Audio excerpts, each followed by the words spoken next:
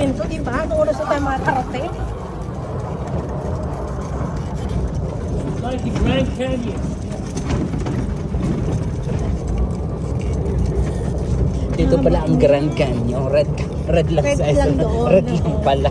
Pero mas Grabe red pa dito. doon. Yeah. Inano talaga ng tourist spot, no? Pinasemento Oo. talaga nila. Pinared talaga dito.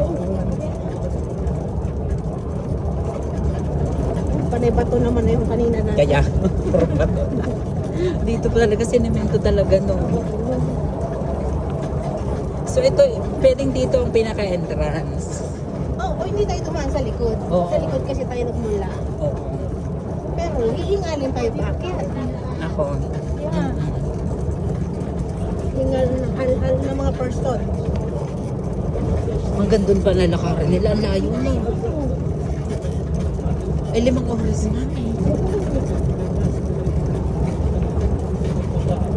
Ay, boys buhay. Magsasunset pa ba tayo? Sabi nito.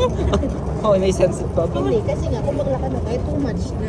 Oo. Tapos lalabas pa tayo mamaya. Mm-mm. Okay na yan. Magastos din tayo ng rides minsan. Oo. Para ma-experience. Nakapagkabayo na. Yun lang. Yung camel na lang bukas. Tumawad sila ng 5 tapos yung binataga 10 pa. Bibigyan ko Ikaw ng pala yun. 10. Nakakaawa talaga. Kasi ano, Wala daw silang pasahero pa. walang pangkain. Ang nasa isip ko talaga, ay salamat na sa flat na safe ka sa kabakit. Oo. Tapos ayun talaga nakakatawa sa atin. Kawawa naman talaga. Eh, Diyos ko, kahit anong gawin. Hindi, at least experience na. Mm-mm. Haba nito. Kung nilakad natin na talagang alas 8 tayo dito. Tapos na ang dinner na ito pa tayo. Kaya nga, Diyos ko.